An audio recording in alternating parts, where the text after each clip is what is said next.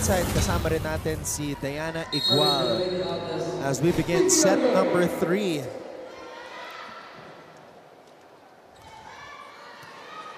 Puzon. And there's the power of Jonah Dolorito. Dalang-dala ng middle blocker. Very effective yung ganung play. Napapaniwala ni Osada na sa kanya ibibigay yung bola. Sa lakas ng pag-swing ni Dolorito, yung muscle tape niya natatanggal na eh. Okado. It is inside. Good block by Lyceum.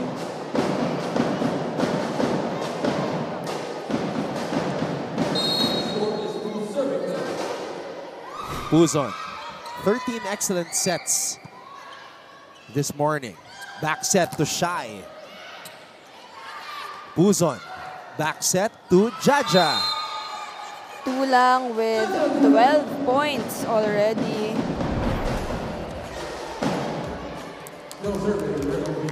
Opposite setting ang nagiging plano ni Puzon dito. Aldea. Babalik ang bola dito sa Perpetual. Ariola. Combination play. Dug up by Doguna. First combination play of the set. Kuhang-kuha ni Aldea ang blockers ng Lyceum.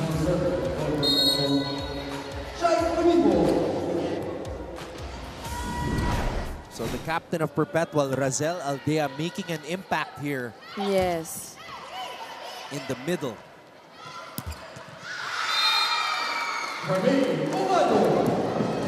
Si Okado din. Unti-unti na nagpaparamdam. And that's a good sign na hindi lang puro Dapol. Yes, Anton. It's not an MVP-centric team.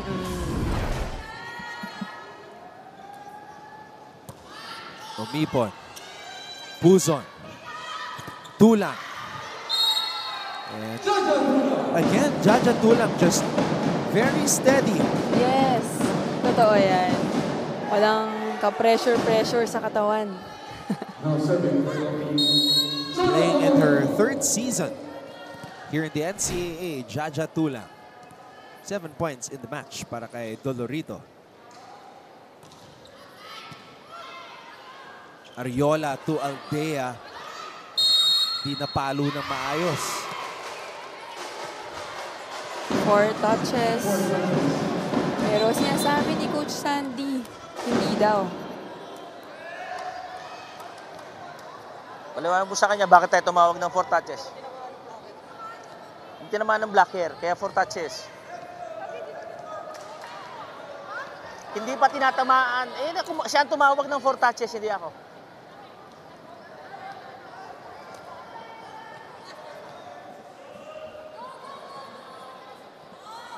So, second referee, Pretzel De Lara, calling the infraction 4 touches. Coach Sandy not happy with it. Dapol gets the point. Good attack by Dapol. Isang blocker lang ang nakatapat dito. I think in this game, masusubukan yung conditioning ni Mary Rose Dapol. Yes. Remember in that 5-set match that we covered, nag-cramps na si Tina Marasigan? And Marasigan was also, along with Kat Santos, silang dalawa yung primary attackers ng Baste. So if this match goes deep, masusubukan yung conditioning ng mga main spikers dito. Kailangan na nila mag-hydrate ng mag-hydrate.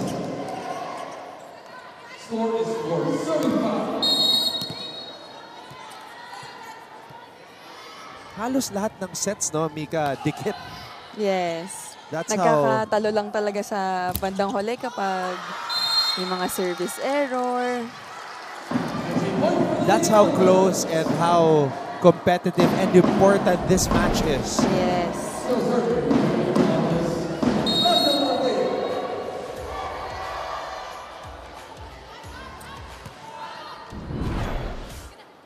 Puzon. And that's a point for Perpetual. Let us see kung magiging undefeated pa rin ba ang Lyceum dito o ang Perpetual na unang magbibigay ng talo sa Lyceum.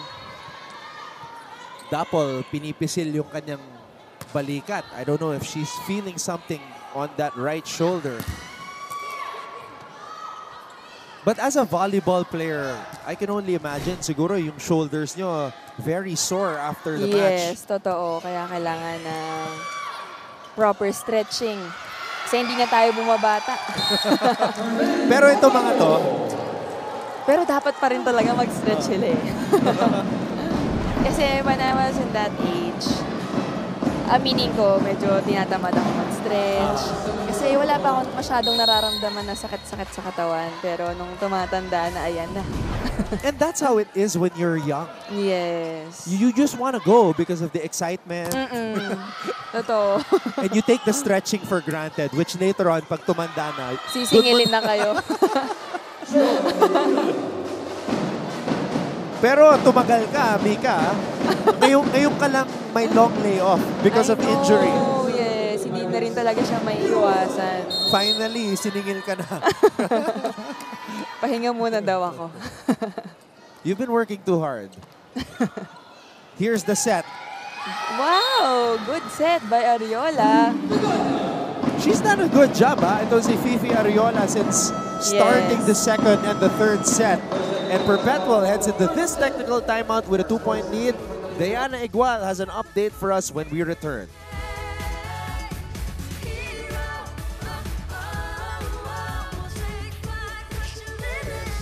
Kobe. Kobe. Kobe Mon eh. Kobe Mon? Yeah. Di ba? Meron naman sa sa NCAA. Hindi, pero syempre.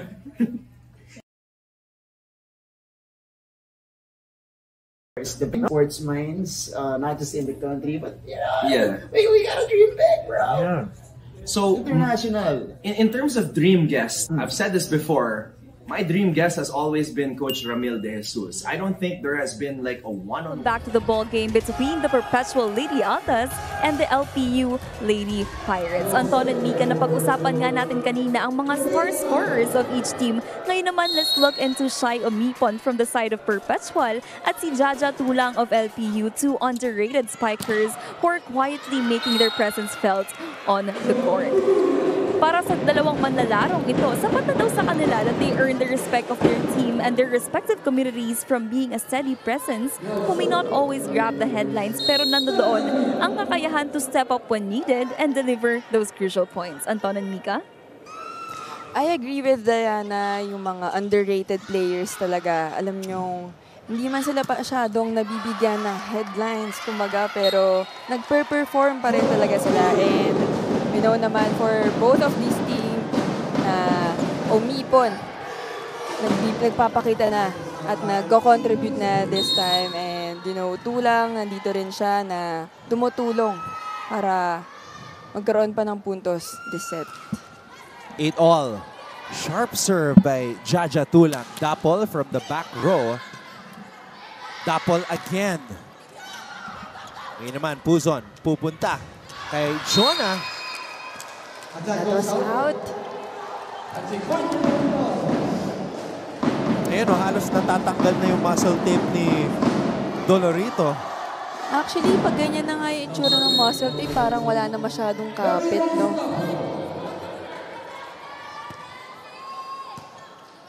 Puzon. Cross court. Wow, good Good dig right dig. there. Nakakatuwa. And she's only a sophomore, si Lozano. Totoo nga yung sabi mo, Anton, kanina na very promising yung dalawang liberos. Jody Lozano. Number 17 for Perpetual. Mary Rose Dapol with 19 points already. My goodness. I know. Wow! Omipon!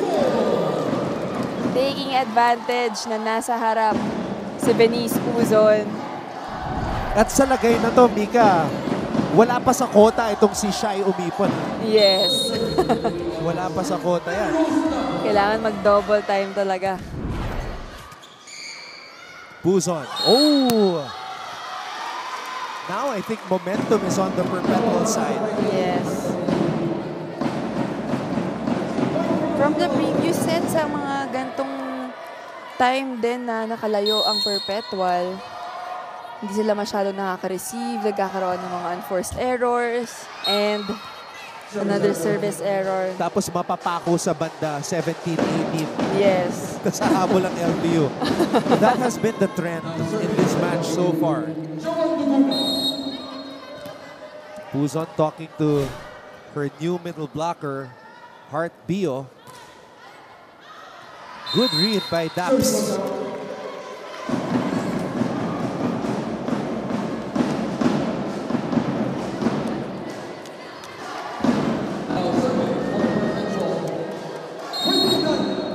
Winnie Bedanya, also another steady player for Perpetual, but she's only had a few spike attempts here in this match.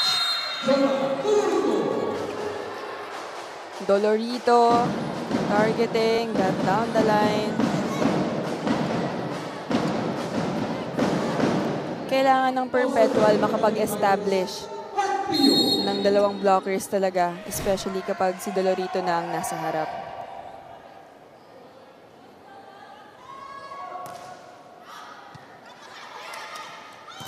Aldea.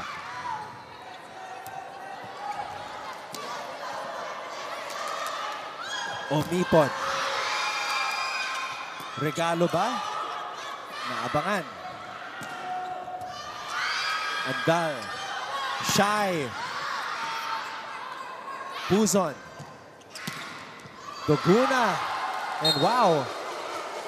Medyo nailang si Dap sa pagdig or receive. She wasn't expecting it na mga galing sa back row yung atake ng Lyceum.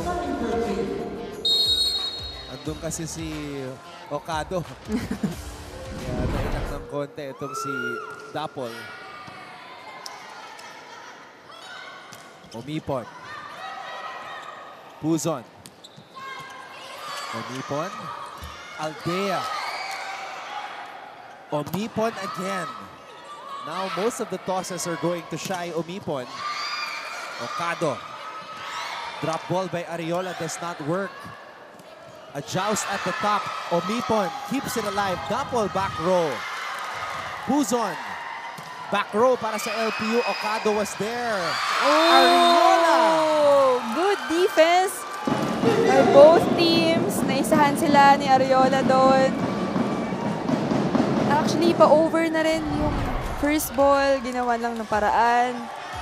Lyceum wasn't ready for that drop ball.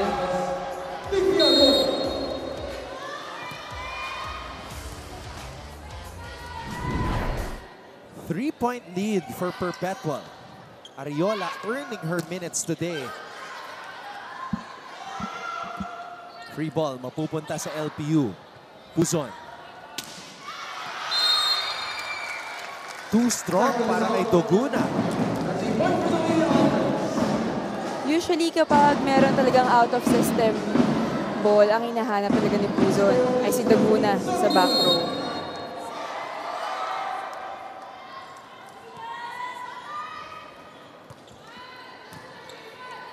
Buzon.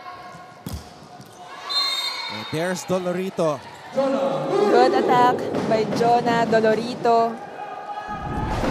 Let's check the replay. Again, na-late ulit ang middle blocker ng Perpetual. Giving Dolorito just one blocker.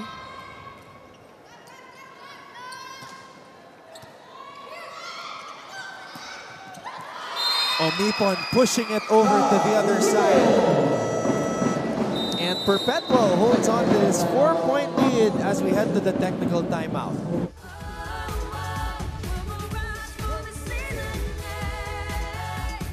Basketball junkie ako eh. So, Joe, Coach Jolie pa. Yung mga yan, yung mga old school. Kasi yan yung mga nakalakihan ko na dream. So medyo lumalabas na yung part ako of that older generation who believe that. Hindi ko yung generation. Hindi mo na generation, but kayo TikTok generation. Wow! Kasama na kita. Kasi yun yung conversation natin kanina. Ako, Jaworski tsaka Jolie pa yung but again, if going back to that, ako yun. Kasi the Perpetual Perp Squad here this morning to cheer for the Lady Altas. Coach Sammy Akailar is also here. Men's team is also here. And one of the few times that the analyst is taller than me, we have Mika Reyes making her second game. But this is her first year of debuting as a TV commentator. Yes. Wow! Kulang again. Very effective yung ganong play, especially na kapag medyo malayo yung first ball, nakukuha talaga yung middle blocker and hindi na rin talaga siya nakakahabol sa outside. 10 points for Dolorito. Aldea with some power. And she liked that. Yes. Yung intensity niya doon. Yung pasulpot-sulpot na bigay ng middle blockers, I think yun din talaga yung magpapabago sa mga laro ng both teams. Laking bagay din eh. Pati yung kanina, yung crucial niya na tinapik niya with her left hand. Yes. That was crucial. Expected, doon talaga binibigay eh. Lumobo na yung lamang na Perpetual. Sabi ko nga sa inyo, unahin nyo muna yung receive, pasahan muna na maayos. Mahina naman yung dumadating yung service. Bakit minamatay? Gusto kasi natin pabilisin yung nangyayari. Hindi nga po pwede, si Mingming na bahala mo pabilis niyan. Dahan-dahanan nyo muna. Natindihan nyo? Oh, kapit! Oh, konti, one stop!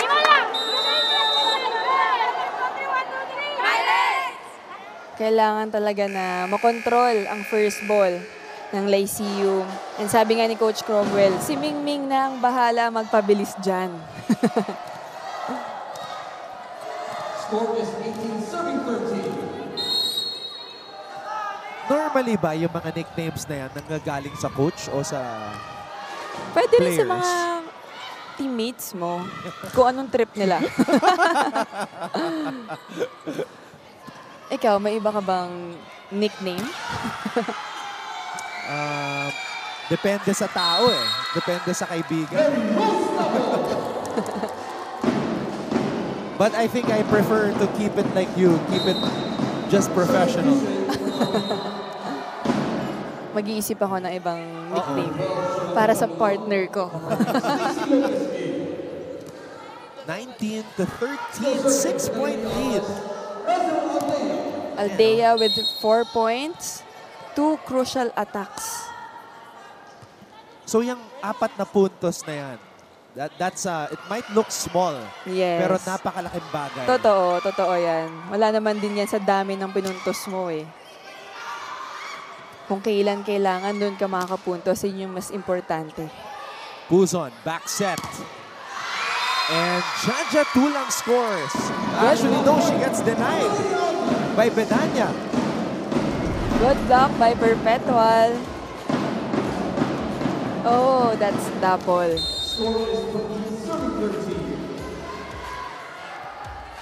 Medyo mababa din pala yung trajectory ng bola. Puzon. Ow! It's inside. Actually, yun nga yung sinasabi ni Coach Cromwell. Ang bilis ng first ball nyo. Pero nagagawan pa rin ng paraan ni Puzon. And they were able to get the score. 6-point lead. Ngayon lang lumaki ng ganito yung lamang. Yes, Anton. In any set. Ooh, too strong. Para kay Okado.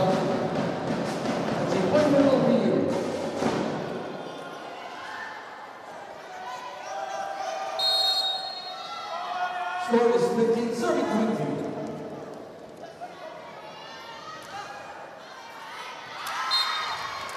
That was outside. kapag kailangan na nila ng puntos, doon ulit sila nagkakaroon ng service error.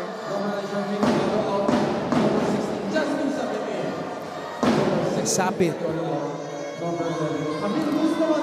Bustamante. Coach Sandy lumapit dito kay Minmin with some final reminders before this serve. Almost got lucky there. Sapin to Dapol. Wow! Magmula set 1 until here at set 3, very effective yung tres na atake ni Dapol. Okay, nawawala tayo. Sabi ko nga sa inyo, kung nagkaroon na kayo ng doubt sa sarili nyo, bumalik kayo sa sistema. Okay? Huwag niyong hayain na kainin kayo. Laging may move on. Nangyari na, ano na yung kasunod? Doon tayo lagi sa kasunod eh. Ayun yan.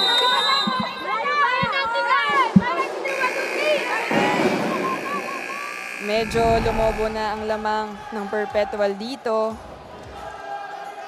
At kailangan na magkaroon ng one stop ng Lyceum. And we have a point total. We're doing a scoring watch on Mary Rose Dapol. 22 points scored. Wow. And it's just set 3.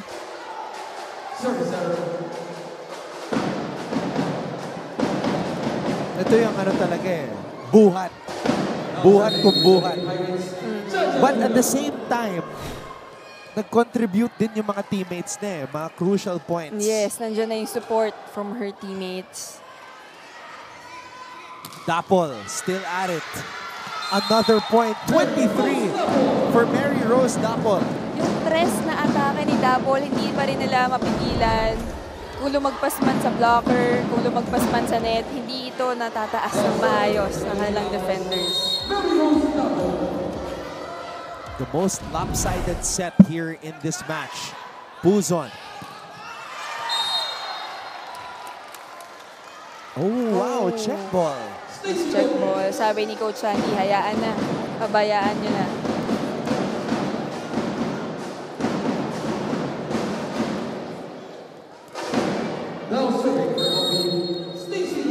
Stacy Lopez. Rookie opposite hitter. Sapin to Omipon. Good save. Great job there by Blue Guzman, the libero. But Omipon puts Perpetual at set point. Omipon varying her attack. Kung kanina puro palo ng palo, ngayon meron ng drop ball.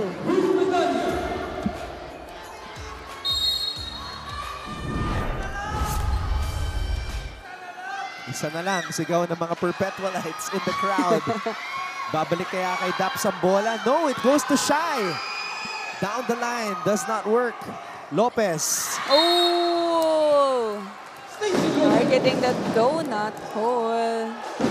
Hindi pa daw tapos ang laban, sabi ng Lyceum.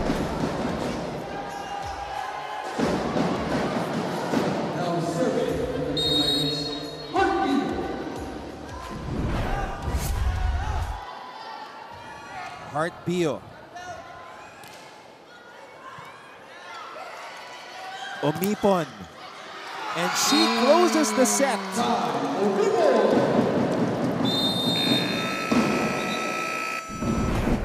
Shy Omipon giving that much needed support for the MVP Mary Rose Dapol, and Perpetual wins this one in set number 3 by 7. We'll be back for set number 4.